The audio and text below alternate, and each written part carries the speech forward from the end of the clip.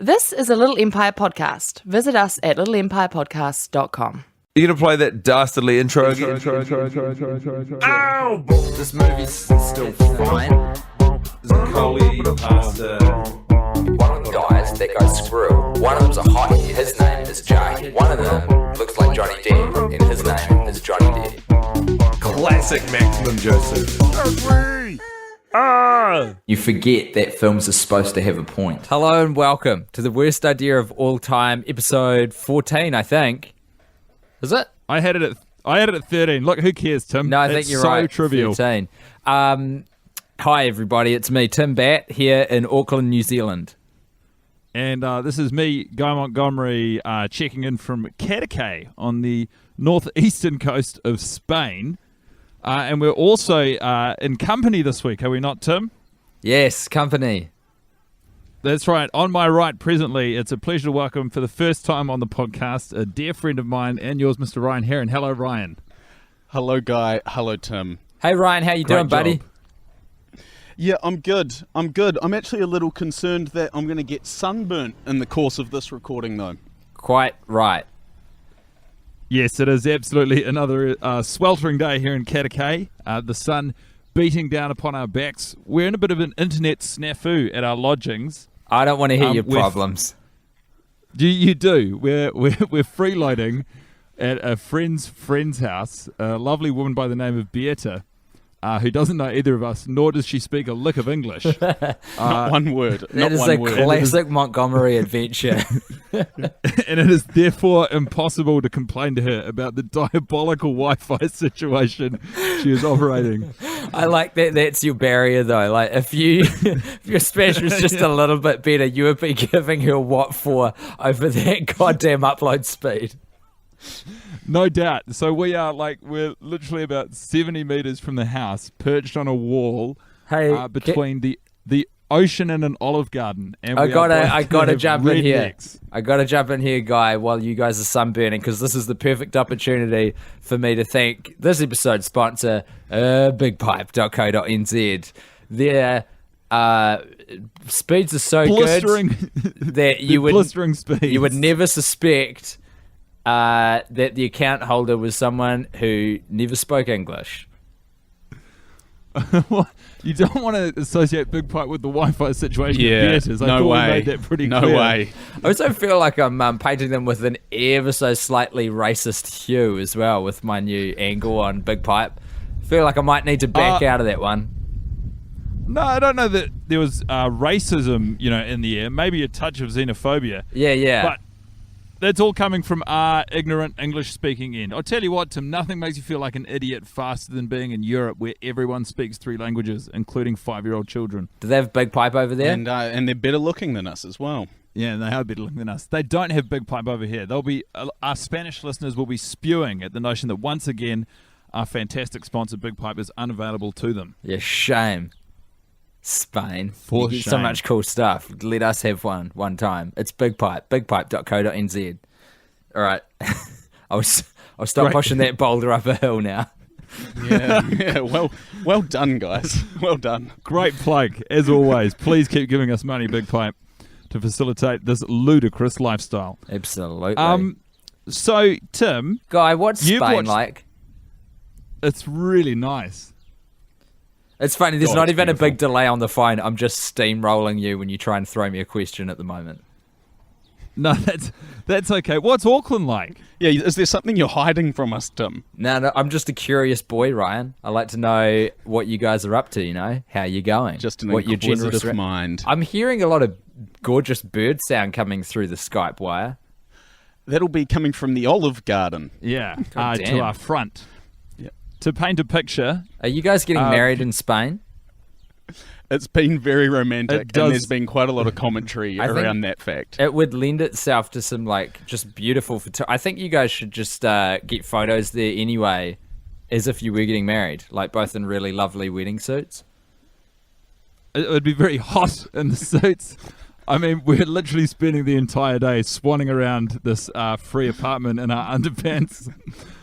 on a laptop, which actually, there's quite a nice segue into the conversation around We Are Your Friends this week, Tim. It's just classic Montgomery, really, isn't it? Just bloody roll, Just wanna- bowl up to Spain, meet some mate of a mate, crash at their pad. Do you speak a single syllable of the same language? No, not important. Not important. Old Monty When needs we a say place mate to of rest a his mate, head. He's been a little misleading there. It's the mother of a mate.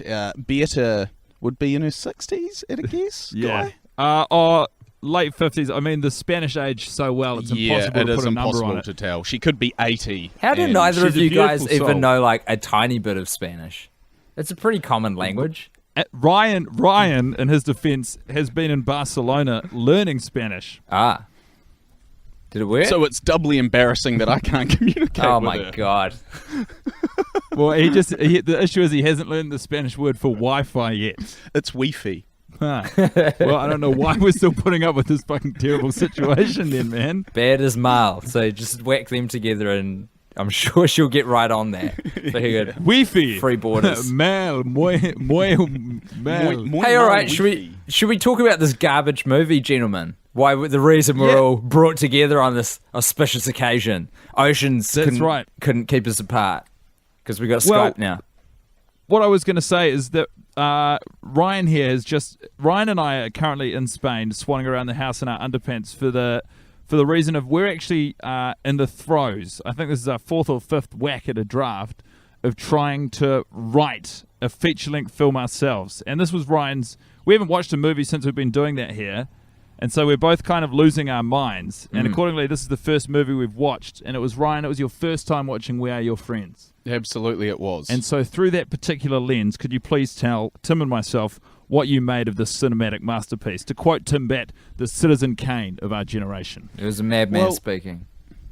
Firstly, the insight that it's given me into what you two have been going through, not just with this film, but for the last couple of years, it's been quite intense. I was thinking to myself as I was watching this film, this isn't the worst film I've ever seen, but if I was coming down after a big night, maybe questioning a few things about my lives, and about my life, my multiple life, a few things about my life, and I had to think about watching this film for the 13th or 30th or 40th time, I'd be asking myself some real solid questions. Some hard questions. You gotta buck up your ideas, Ryan. Pull your socks up, mate. It's not that hard. It's just a movie. It's just one time a week. You just get in there, bowl it in, bowl it out, whack on a mic, and call up your old mate Monty.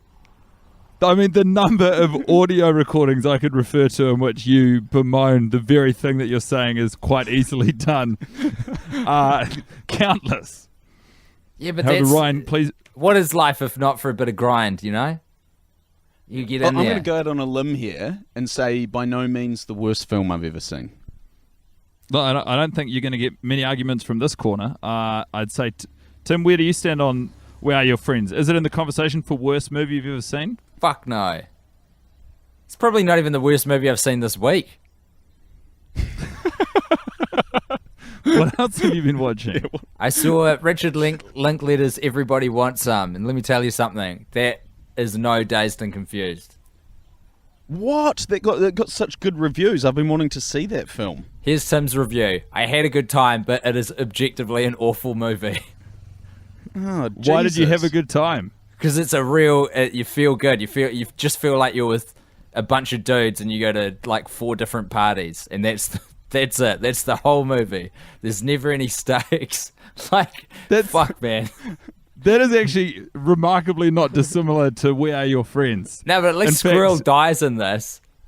Yeah, well, friend of the podcast, Michael McMillan, who many of you remember from the Work Juice Players Swimming Adventure Hour crossover episode where we did the Grown Ups 2 script, sent me a message last week in which he said, I miss you. I'm loving the podcast. I have no idea what happens in the movie. Every time I listen to it, it just sounds like you've been out.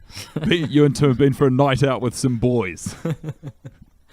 That is, in a lot of ways, what We Are Your Friends is. But at least there's some sacrifice in the middle there. They have to kill someone. What's this? Who is they? The friends or the script writers? Yeah, the script writers, but I prefer to think about this film at the moment within the universe of it. So I'm going to say like the higher powers, because this isn't scripted. This is God. waif life. This is real life. So, Ryan, this is your first time watching it, and obviously, as you said, that watching it through the lens of knowing that we've watched it multiple times coloured your experience. But what do you make of it as an independent piece of filmmaking? Just getting in there, guy. I love that about just you. lay it out there, I Bo. love It's that. extremely, extremely heavy-handed The movie's heavy-handed. and very predictable. Did but you I do think feel Squirrel like I was know going to Zac die, Ryan? Efron just a little bit better. Smarty No, pants. I didn't see him coming. That's true. That was a Man, came out of left field, and I thought quite a speed. change in tone, to be honest.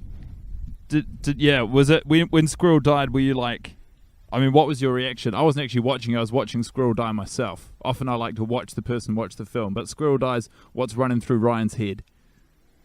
I mean, at one, I guess there was a hint of celebration that when that happens, the film is approaching the close.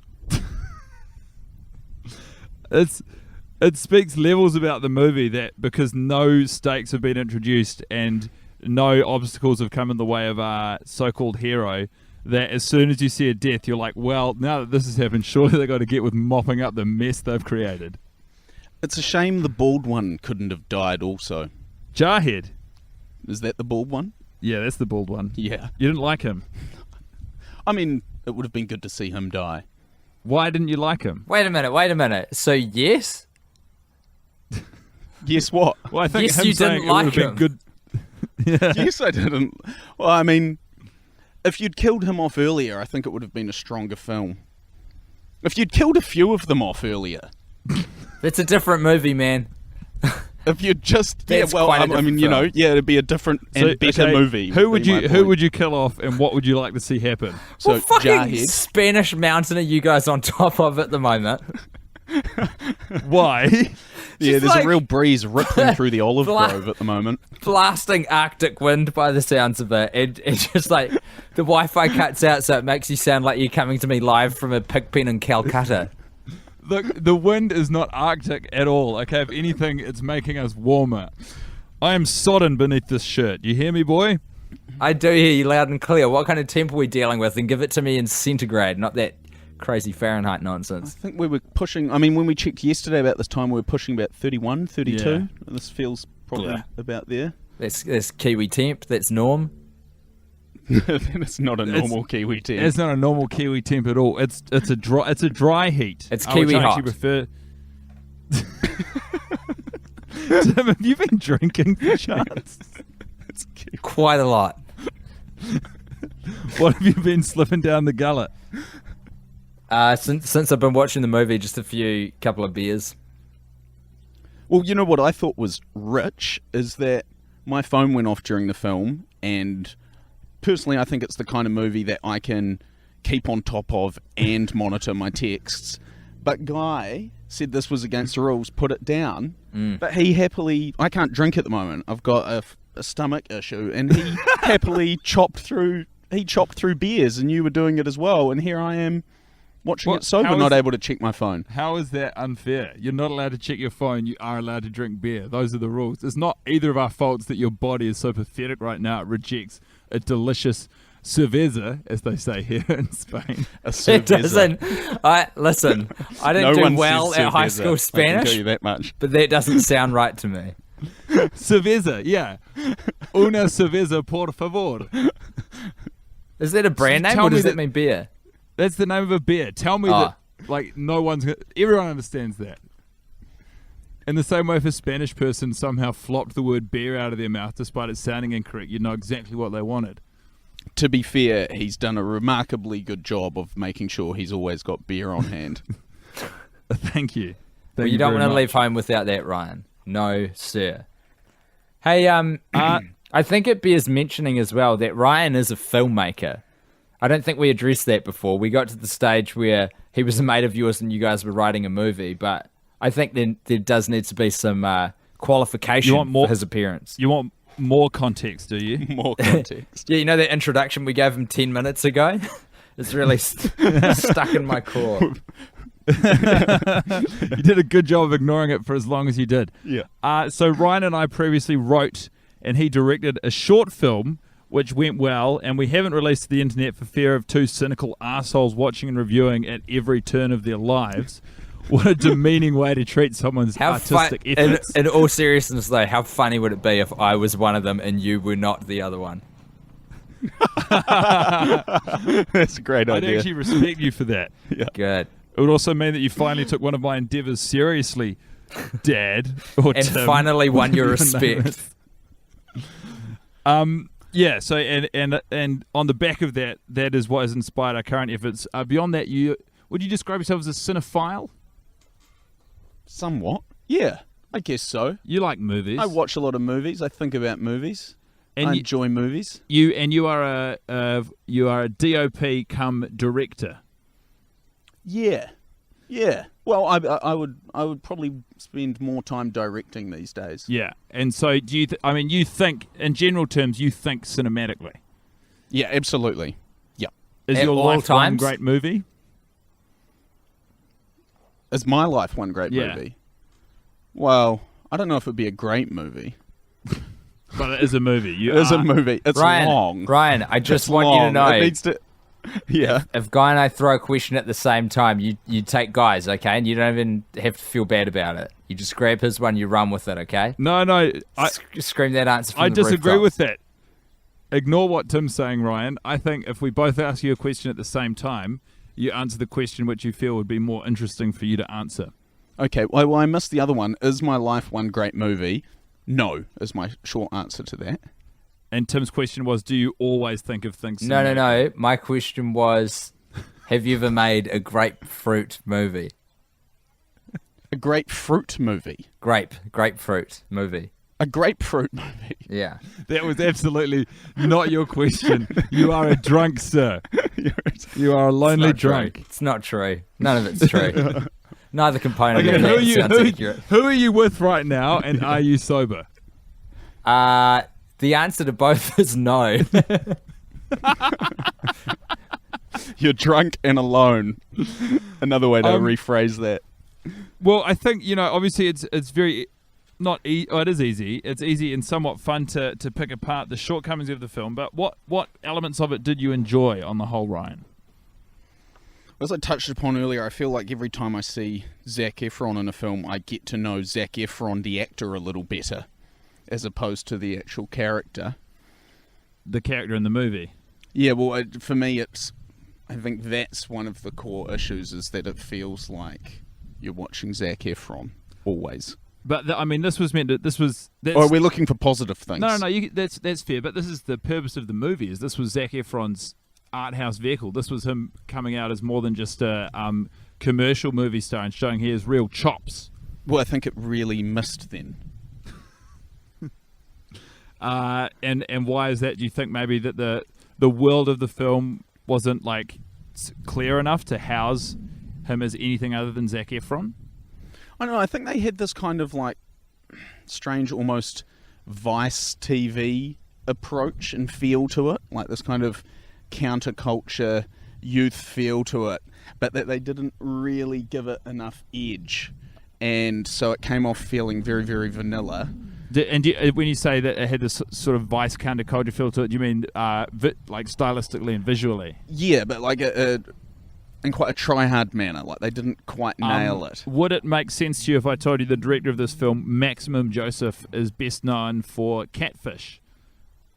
Ah, is that right? That is right. Okay. I mean, I wouldn't have necessarily guessed that. I mean, that would have been one incredible guess just to come out and say that. Yeah, it would have been a good guess. But I mean, because I always thought parts of it, in terms of the way it looks, I quite enjoy. Like whatever Instagram filter they chose to whack over all their cameras, I thought was a great choice. Yeah, I think it's the Hefe one, isn't it? Is that one of your favourites? Well, I just think that's the one they've used. Tim, you've gone remarkably quiet. Every time you don't speak, I'm afraid you're falling asleep. Everyone will be wondering what I'm up to. I'm building Which is suspense. rich coming from me. As Alice What are would you say. doing? I'm just taking it in. Taking in what you guys are talking about. Which apparently is Instagram filters. Which I've got to say isn't exactly food for the soul, but get what you can. That's an absolutely fair criticism. Well, what I did this week, not consciously, but just by virtue of I love watching the movie with a new person because it's like a refresher. It's a refreshing lens. And accordingly, 2 weeks on the trot with guests on the podcast means that I've been coming at this movie with very new eyes. I've watched it through 6 different eyes in the last 3 weeks, which is nothing short of a miracle. I noticed a lot of the minutiae of the film, and I noticed some continuity errors, Tim, which I'm sure you'd enjoy. I'm fucking delighted to hear about that. So hit me. right out of the- So hit me with your continuity error. There's a very entertaining appearing woman and dog combo walking behind us. I see. Imagine a 70-year-old French maid. And a beautiful golden retriever. Could one of us get a little snap of that? In spite of our description of her age, She's moving quite quickly. She is moving at a rate of knots. So early on in the movie, when Zac Efron is sort of doing the bulk of the heavy lifting, which is to say introducing everything about the movie verbally in a voiceover, when he says, "These are my friends," and everyone pulls the fingers at the camera, and all of the actors are suddenly loaded with regret for signing up to this fucking stupid project at all. Yeah. He says at one point, that's where we threw down with some punks from Encino Valley, and I got this awesome scar. I thought he said with those kids from Canoga Park. Oh yeah, it is. Is it Canoga Park? I'm pretty sure. I don't even know where that is. I just feel like that's what he says. Yeah, no. I'm sure that But you remember anyway, the rhythm of it. Sorry, not important. I wrote down Encino Valley. I don't know why. Anyway, as he's saying that, like as he's saying this, where we threw down with some punks from Canoga Park, he's behind JarHead, who's laying fists on someone unseen, and he is not bleeding in a navy blue t-shirt. And then as soon as he says, "and I got this wicked scar," or whatever the adjective to describe his scar is, he's shown in a red t-shirt bleeding from the face. Are you claiming He's the been raped flashback? and he's got changed. Are you? That is not what happened. Are you claiming the flashback as a continuity error? I'm saying that so they have one job in the flashback, just keep him in the same t-shirt and bleeding the whole time. Oh, so I thought you were just trying to claim the jump between present tense and the flashback as a like he changed clothes. Fuck that continuity error. No. You're I saying understand within the flashback the time. basic. It's like you've the premise of a flashback you've confused with a continuity error. I understand the basic concept of a flashback. Okay, you two. I don't need this right now. No, I just thought spotted- that's what we were talking. I thought that's I what was spotted a up. I thought that's continuity error. what I was should on the be- table. Atop both of your shoulders, being anointed as the champion of film watching, but instead I have to put up with these accusations. I can't follow the basic tenets of filmmaking. Great Sorry. partner in film review. I take it back. here, Tim. Well done. I take it all back, and I want to congratulate you because if I had figured out through the foggy haze what you actually meant the first time around, I would be out loud a lot more excited about this. You found a continuity error. I think it's our first one, isn't it, for this film? I don't think I've seen one yet. I think it's the first one that we've found independent of maybe looking them up on IMDb if you've done Pop. that. I didn't remember. know that we were looking Champagne. for continuity errors. Look, continuity errors, that's kind of like an expert level game. Wait, hold I on. don't When are think you not you're in- looking for continuity errors? Whenever I go to film, I'm yeah. fucking searching for that shit. First time. Yeah, but I don't think you watch movies normally anymore. Like, I'm pretty confident that watching the movie for the first time as you were, Ryan, you're just watching a movie, right? Yeah, I mean, I wouldn't say I was getting completely lost in it, but yeah, you're right. I mean, definitely, I'd imagine I was watching it. I mean, I did. It was quite a bit disconcerting actually, because sometimes I'd be watching it and I'd feel your eyes on me. Yeah, there's Guy nothing does for that. that. It's literally unhelpable. It's just that I'm excited that there's someone else in the room. Actually, I was thinking though, Tim, is this the first time where we've done a remote episode and the guest has And been Tim got this with- drunk? Probably. Yeah, that's possible. Oh, actually, I highly doubt that. I mean, I can't be bothered going through the back catalogue, but there's a pretty high likelihood because of the discrepancy in daylight hours that one of us has been drunk at all times. What's the time where you are? Closing in on midnight, as we say. yeah. Here We're closing in the North we've Island. just past the midnight of the day. It's 1:34 p.m. here in Katakay. I'll continue going through my laundry list of minutiae observed during the film. Sure. So when Zaccoli and James Reed from the Feelers arrive at the PCP party, yes.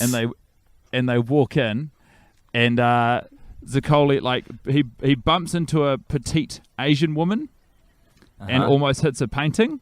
Right.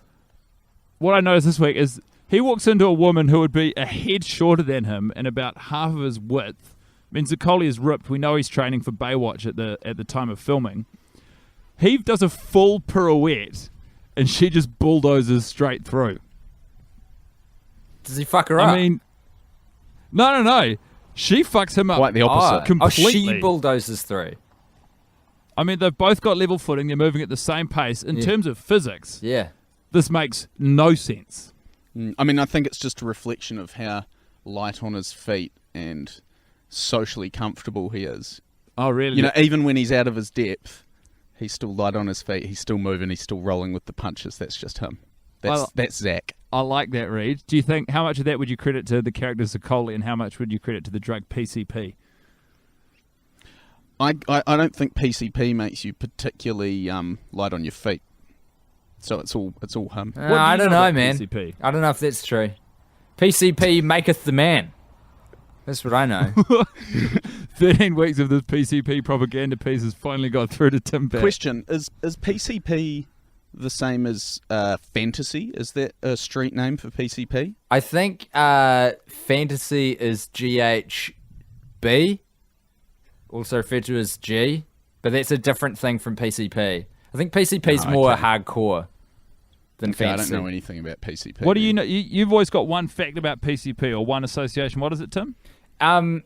My go-to in my brain is guys smoking it and then fighting cops or like cop cars, things that can't even Is this you can't even something win you in a did? fight against. No, it's just I feel like there's been a lot of like news stories from America where for some reason that footage I've seen. Oh, and maybe some homeless guy killed someone with a samurai sword? That's I a think bit that might be a PCP thing. that in my head. That's a New Zealand Aotearoa, land of the long white cloud, God zones P, pure methamphetamine. Yeah, or maybe a homeless person eating someone, maybe? You reckon that was PCP? You're giving the good homeless people of the world and Aotearoa a bad name with all of these vague aspersions. Altogether, though, none of these stories are making me want to put it on my drugs to try list. Okay, after watching the PCP scene in the film, how did you feel about it then? Yeah, well, you know, I'm a big fan of hallucinating, but that particular type of hallucination, I actually thought when I was watching it, would actually be fucking terrifying. When the yellow stuff is fully enveloping his body, I couldn't help thinking to myself, off the back of quite an intense hallucination of my own last weekend, I couldn't help thinking that would be fucking terrifying. Doesn't look pleasant. Could you tell us a little more about your intense hallucination last weekend? Yep, I was at a music festival about an hour north of Barcelona, and just went for the straight old LSD hallucination, and it all got a little bit much. Just the Spanish all around me, relentlessly being Spanish, speaking Spanish. The struggle to understand it got too much. Got a little heavy. Do you think did it trigger some xenophobia within you? Or was it just the intensity of the fish out of water feeling? Just the intensity of, just the intense feeling of not being able to communicate, because the small amount of Spanish I can speak just disappeared as well. I couldn't say hello. I couldn't remember the word for water. I was Agua. like a child. So Yeah, I remember it now, Tim. It's not useful reminding me of it now, okay? did you? Where were you at the time? Hey Ryan, do you know what you can do with Yeah. that attitude? Bundle it up, ram it into your own asshole. Whoa. I'm a guest here. I'm with Tim on that one. There are no guests. All right, I see how this is. We're all on level footing as soon as you're holding the microphone after watching We Are Your Friends. Yeah, but in short, I thought that that trip looked terrifying. Did you think that it at least cinematically looked good? Yes and no. Actually, to begin with, I was thinking, oh, this is a bit cheesy. But when the whole world was eventually enveloped in the effect, then I quite liked it. I thought it was nice. Oh, yeah, this is kind of cool. So you That's didn't something like that kind of semi-immersion thing where there was bits of the real world and part rotoscoped. You wanted it to be all animated. Well, no, I wouldn't say I necessarily wanted it, but when it was when it was are coming you saying, on, Ryan? well, look, give me a moment, Tim, and I'll say it. When it was coming on, when it was all dripping on and climbing over people, I don't know. It's hard to say, but I've never had a hallucination like that. It just didn't ring true to me. A mate of mine told me that after he got given a bicky, which he ate in a bar, which is interesting, the whole world turned into like 8-bit. He described it as looking like Super Mario, and then he had to run home because he was freaking out, and then the trees were trying to grab him. Sounds like your friend is a real high achiever. Yeah, big time. Yeah. He actually does very well for himself. What's he doing now? Works in advertising at a surprisingly high level. What a legend. Yeah. All those bloody advertising folks, they're drug fiends, aren't they? They're no good. They're crooks and degenerates. It's true on both counts. Ryan's got a good head well- on his shoulders. This is astute reading Thanks, of the Tim. advertising agency. You are all over the map on how you feel about Ryan right now. Yeah, I'm toing and froing. That's for sure. Similarly, in my observing of the minutiae of the film, actually, I'm going to throw my shining light at you right now. The shining light for me this week was when they get their money distributed, when they're overlooking the valley. Yeah. And goddamn Johnny Depp, who just becomes more and more insufferable week in, week out.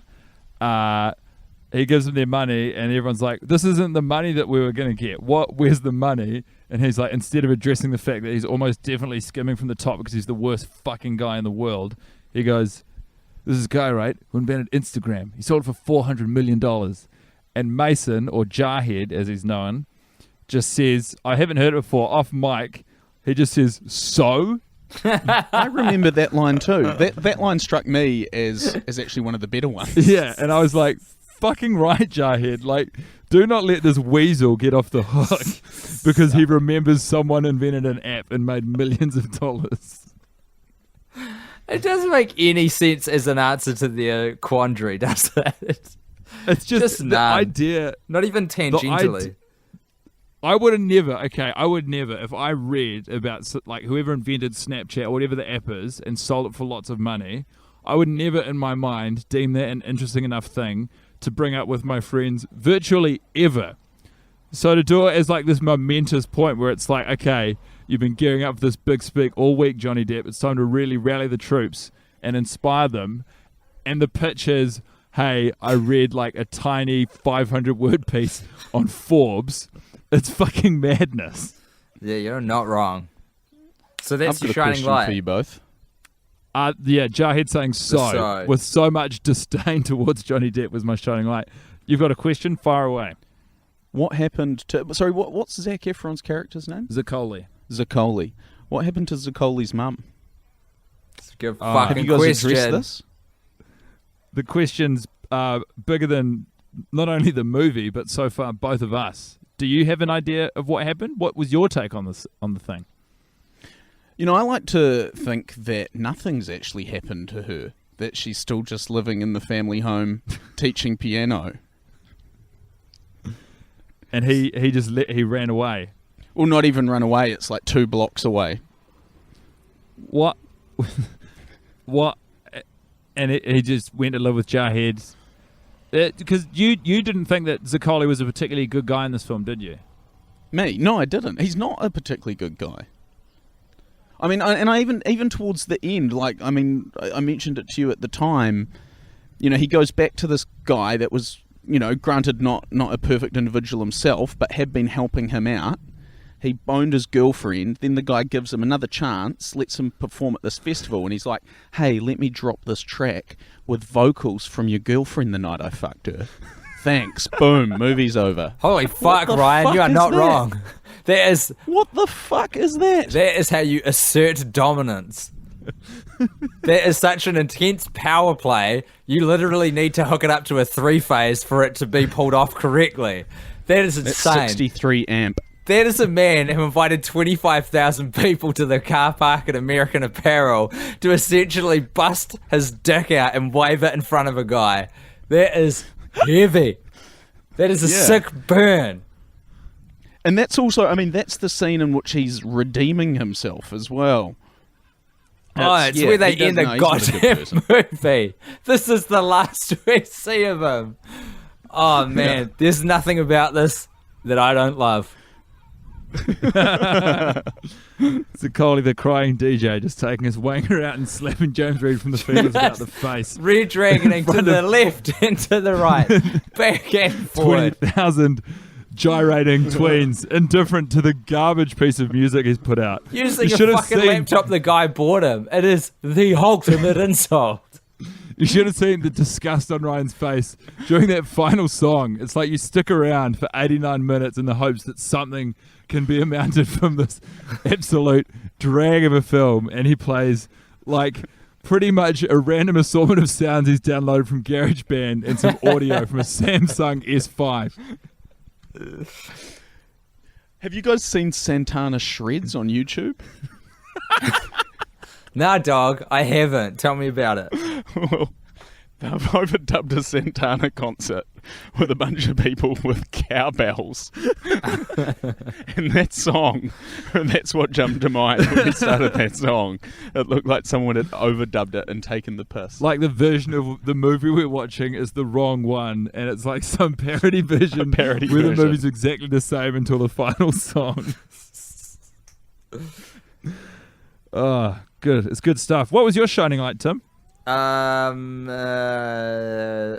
Actually, it's funny you mentioned when yours was, because mine's almost the exact same bit, but slightly different.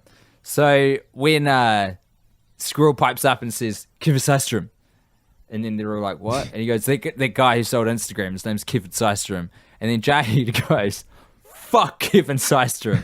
And that was good, but it's not my shining light. My shining light is, immediately after that line is delivered, we get just a very brief reaction shot from Squirrel where he audibly gulps. It's just such an unnecessary little addition to his character that, like, he took that as a massive affront. JarHead just goes, fuck Kevin Systrom. It's like, we can't move on. I want to know what Squirrel makes of that. And we get his reaction before we can move forward with the rest of the film. I like what that. Garbage piece of performance must they have been covering for that to be better? Well, you said, Ryan, the only person in the gang you liked was Squirrel. Or what was your... I just thought just purely from a performance, like in terms of actors actually coming across as somewhat believable. Yeah. He was better than the others. Why does nobody like JarHead? I will defend JarHead. I think he's a good actor playing a bad character. I think your read on JarHead from a few weeks ago was the best I heard it. Whereas, like, you were talking about when they all show up to the pool party at James Reed's house, where everyone stands around and looks at his looking pool, and it's a looking pool, looking pool only. Yeah, you get out of the fucking water.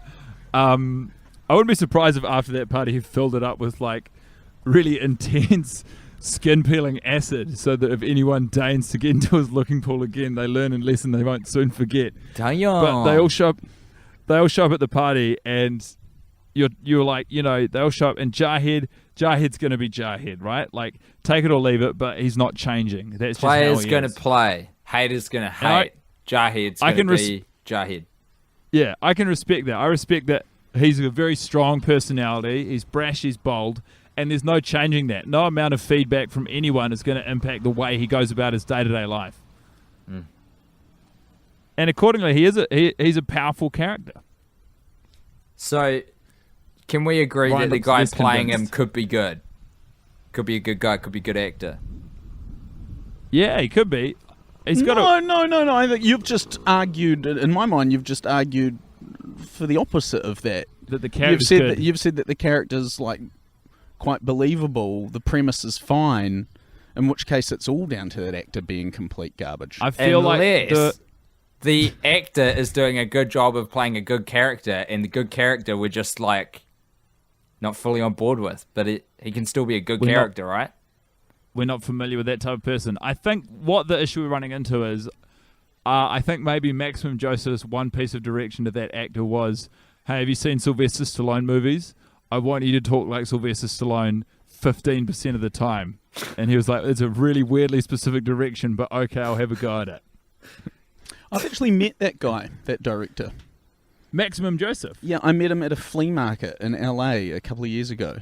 What? Yeah, he's friends with a girl that I know there, and we were shopping at this flea market, and we bumped into him, and we were chatting with him, and then we left, and she was like, oh yeah, he did that film Catfish. What's he like? He's small and Jewish looking. What's he like beyond his appearance, you piece of shit? We spoke for like 5 minutes in the market. He was friendly. He was nice. Would you have been happy if the conversation ran longer? Would have been happy to speak with him longer. Yeah. No, I was keen on seeing more of the market. So if he was like, hey man, you seem cool, do you want to grab a beer? What would you have said? Yeah, totally. I mean, it's always interesting spending time with people that are involved in the same medium, the same craft. We can't It's out usually Ryan much more successful than is yourself. not being a chiller, because he's a chiller. If someone offers him a beer, he'll take it. He's a cool guy. This podcast is not for the several place. days in plus 30-degree heat, and he has rejected every single offer of a beer I've thrown at him. I'm not allowed to touch alcohol at the moment, Tim. It's a dark time in my life. Are you doing dry July? No, I'm got a parasite in my guts from Southeast Asia. I'm Can't drink at all. I can't tell you how glad I am to hear that rather than dry July. I can't tell you how happy I am that you've got a parasite.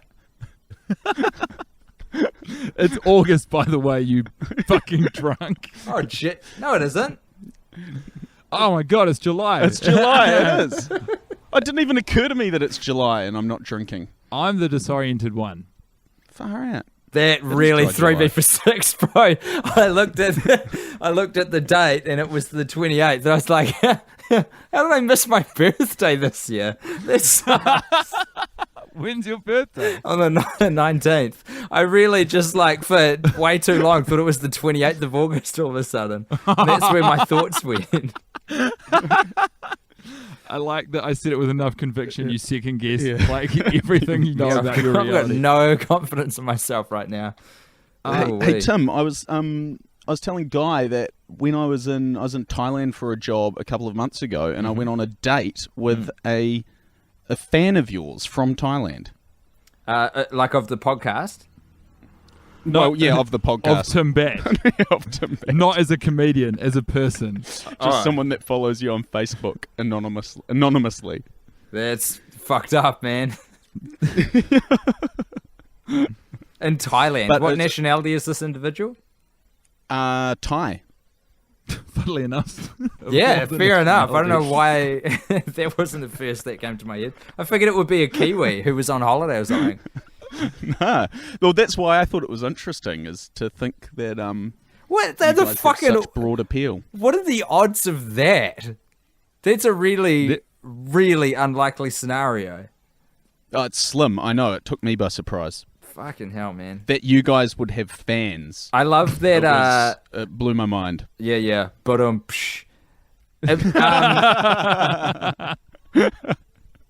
it's that must have been one of those beautiful moments though, where it's like, oh, you're a New Zealander, do you know Tim? And it's like, ha ha ha, but there is 4 million of us.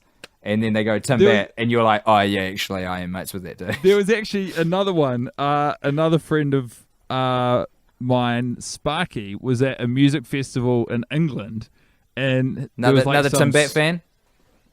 Yeah, he was at some sort of spa or sauna, and as he was leaving, the girl who was the attendant there was British. I don't know what music festival has a spa or sauna. Sounds very British. Sounds like Sparky's been at a sex fest. Yeah, one of those big orgy festivals, or as they call them, orgies. But he said he was walking out, and she was like, "Oh, you're a New Zealander," and he's like, "Yeah," and she's like, "Oh, do you know?" "Oh, nah, it's ridiculous." And he was usually you'd be like, "Yeah, you're right, it's ridiculous. I'll keep walking," but he was like, "No," he was drunk. He's like, "Oh no, go on." And she's like, "Oh, do you know I'm just a fan of this podcast where these guys watch me the same movie," and it's exactly the same story out of the fucking blue. Mate, it still blows my fucking mind that anyone listens to this horse shit. Like, Especially when you're in the 45th minute of this particular conversation. it's just like, what are you guys still doing here? What are we still doing here? What have any of us achieved? Uh-oh. Tim's falling down a massive rabbit hole of existential angst. Oh my god. Don't think too hard about it, buddy. This is why Ryan, this is the last season, man. There can't be any more of this. It's just like, come on, everybody. I had Fucking that hell. thought when I was watching the movie today, and I was like, I think we're the same age, or maybe maybe Zac Efron's a little older. But I was Yeah. it's fine to be watching it. You know, when you're young and you're figuring out what you're doing and trying to create something yourself, it feels okay. But when you're watching stuff that younger people than you are a part of and creating, and you're just shitting on it week after week, that's kind of when the buck. That's like it turns. But That's the threshold for sure. I just had a thought.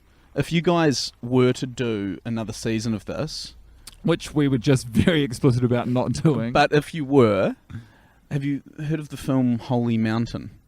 No, dog. I haven't. I think you should look into that, and if you were to undertake that, then that would be truly mind-boggling. It's a beautiful, sort of vaguely religious name for something. But Ryan, more importantly than the notion of us doing a fourth season, is I Holy need Mountain's from you- got 81% on Rotten Tomatoes, Ryan. This doesn't look like a good idea. It's too good. No, believe me, you watch that 52 times, and you'll know a thing or two about yourselves. I already know plenty about myself. Frankly, I'm quite interested in learning about other people. Mostly, what the fuck is your shining light? What was the part of the movie that you were like, you know what? This ain't so bad. Oh, the shining light. Okay. Well, oh wait, so it's a bit that I enjoyed. I thought we made that pretty clear through our respective... I like how much of a curveball this is. Yeah, I bet you liked that was in the movie you just watched. No, it's not coming to me. Can you just give me a minute to think about it? You guys keep talking. I'll have a think. I just don't want to blurt anything out. Potentially because not I'm sure there's really. some stuff in there I like. We've gone Oh, terribly I liked long. the guy's cardigan. Oh, yeah, you did. It was a great cardigan. Oh yeah, guys mentioned that cardigan actually. That cardigan gets a lot of praise, a lot of kudos. It's just That is... You are lying, Tim. I have never mentioned a cardigan in this film. Haven't you? The one that James Reed's wearing, where he's like waving that disc all around. No. No. The brown cardigan, he goes around, I believe it's after he's stooped his girlfriend, and he goes around and... It's when he's going around there with his tail between his legs because Squirrel's died. Oh, okay, yeah. And the cardigan that you think I like isn't a cardigan I like. It was just you being like, there's a shit dance move, that's a shit cardigan. And I was like, the dance move's fine, the cardigan's fine. No, that dance move was awful. That I remember thinking, wow, they've done a great job of making that guy look like a tool. You guys can rack off, all right? He's making a crossover from acoustic music. He's learning the new dance moves. Oh, dude, look, you're painting me with a bad brush here. You put words in my mouth, and now you're railing against them. I'm into both. I can't remember who that angry man was who didn't like the dance moves nor the cardi, but look, I'm all for it this week. All for it in this week's performance. Yeah. That's what I like about you is, you come in hard and fast with opinions, but you're also very flexible on standing by them week by week. Yeah. Absolutely. Look, there's some important business we need to attend to. The first one is getting sentimental, with James Reed. There's no way that'll sync up. Do you want to lob it over to Ryan, explain what it is? Because I think you'll be able to get it done more efficiently. As we all know well, James Reed, at one point in the movie, professes to becoming a little sentimental towards Zaccoli. Little does he know, prior to this feeling, Zaccoli's been busy stooping his girlfriend, as you so accurately said. So he walks in, he says, I may have gotten a little sentimental, and he presents to Zaccoli a box, a MacBook Pro box. And the pretty much what we need to know from you, Ryan, is what sort of material form has James Reed's sentimentality taken? So what is this gift which represents him feeling sentimental towards Zaccoli? Is it a It's not. Is it a? You're telling us. Oh yeah, I'm pretty sure. No. You're telling us. It is undoubtedly a slice of that cake. His birthday cake. His birthday cake. That is real sentimental. Yes. It's also quite good because it's kind of throwing something back in Somali's face for no real reason. That's why it's a self-serving gift. Oh, Ryan, you've really hit it out of the gosh darn park. Thank you. That is hilarious. It was actually funny watching the cake scene, much like with Alice when she just could not believe what was happening before her eyes with the cake. Ryan, you were in absolute bits when you were watching the cake scene. Can you describe the cake scene real brief, Ryan, as someone who's just laid eyes on it for the first time? Well, they're holding the cake in their hands like it's dog shit. Yeah. Yeah. That would be my main point. But what else? I mean, is that it? What Is that else? like, what tickled you so pink about it? What tickled me so pink about the yeah. the cake scene? Yeah. What makes you think I'm tickled pink about the cake scene? You were laughing. You were watching them eat the cake, and you were like, "This is all." You didn't say this is awesome, but it was written all over your face. Oh, look, this is all taking way too long. Way too long. No, you know what? Like, I'm feeling like a real hater now because I guess the moments that I was enjoying the most are the worst, most unnatural moments. Because that scene to me, it just felt no one would ever eat cake like that. See, I'm going into bat for that kind of style of. He's drunk. He's sort of just scrambling to try and impress his frustrated, girlfriend. You know what?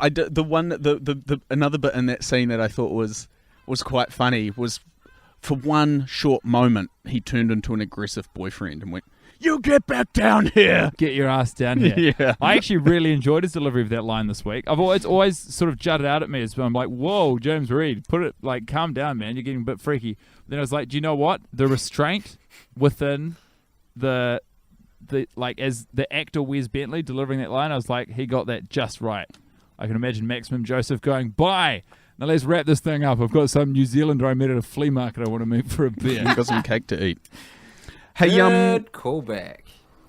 between this film and American Beauty, where has that guy been? He was getting real hammered for a while, and then he stopped. He was going method I'm for talking this. about the actor. Yeah, I know. I looked him up on Wikipedia. He was He part was of a documentary- waster. He was a waste. Yeah, he was part of a documentary that charted the rise to fame of like 4 friends or flatmates who were all in acting, and of all of them, he became the most successful on the back of American Beauty and became a real booze hound. And then he cleaned his act up. It's interesting. It's almost like he was putting in the research for this role. Oh, Mr. And that's Heron. I have something for you. Yes. Oh, yeah. Whenever we get a guest on this show, we demand that they pitch the movie they just saw to Guy and myself as if we were movie executives with the ability, with the mere flick of one of our pens, to greenlight tens of millions of dollars of budget for you to make the movie. So Tim and I are sitting in our co-joint executive office. So this is what, elevator pitch, or am No, I? yes, no, it is. you're in an it office, is. mate. I want speed with this one. God, you're so tired. I want a fierceness. No, I'm just aware that we're in the 53rd minute, Guy. That is outrageous. You'll edit this down though, won't you? Absolutely Absolutely not. It is against Oh, does this go the out many raw? rules. All of this is being released on the internet right now. Jesus, is this live? No, it's not live. Oh, okay. It's as good Well, as. not right now, then. It's as live. Okay, we've got it.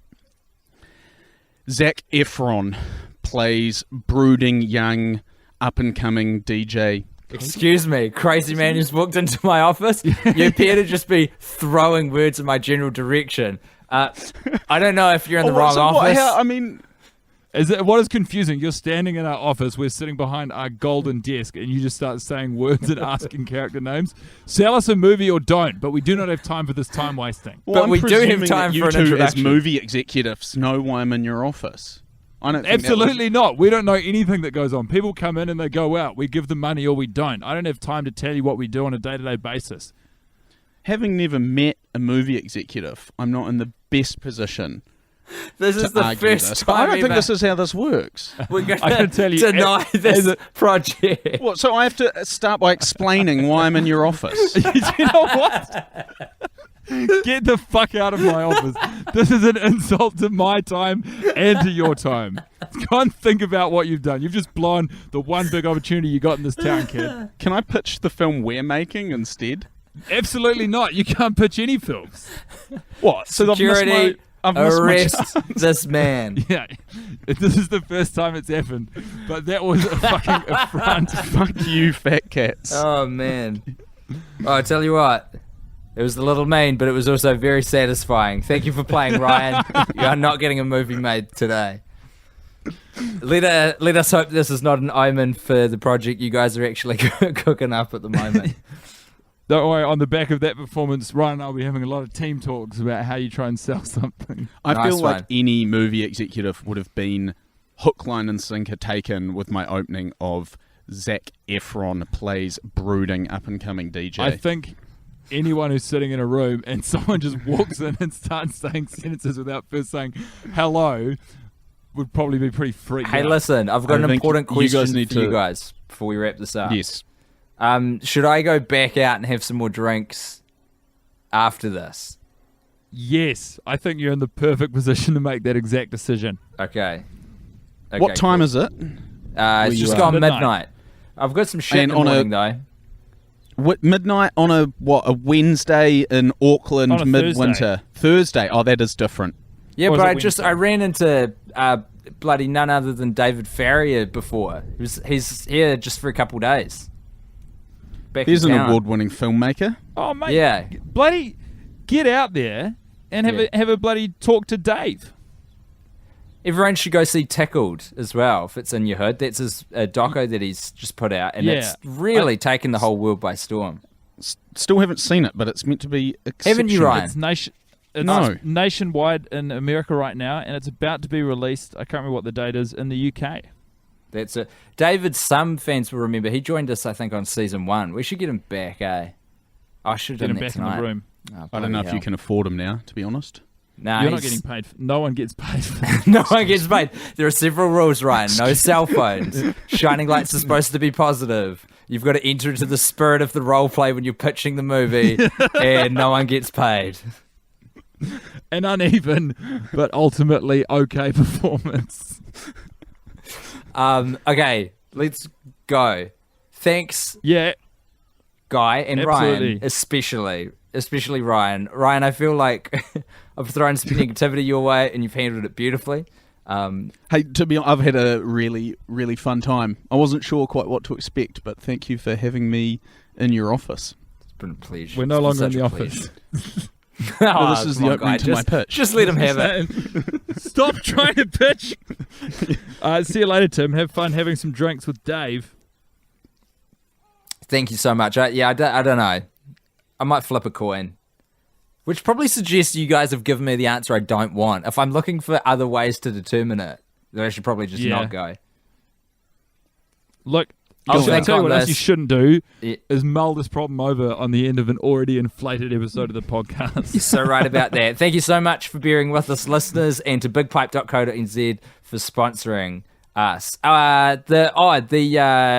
The network's up now. Go check that out. Great plug. Thank you. Definitely in the bit of the podcast when everyone's still listening. and has a lot of faith in me. Go to littleempirepodcast.com and check it out. It's cool. Goodbye. Ciao. Bye. You gonna play that dastardly intro again? This movie's still fine. Collie pasta. One of them dies, that guy's Squirrel. One of them's a hottie, his name is JarHead. One of them looks like Johnny Depp, and his name is Johnny Depp. Classic Maximum Joseph. You forget that films are supposed to have a point.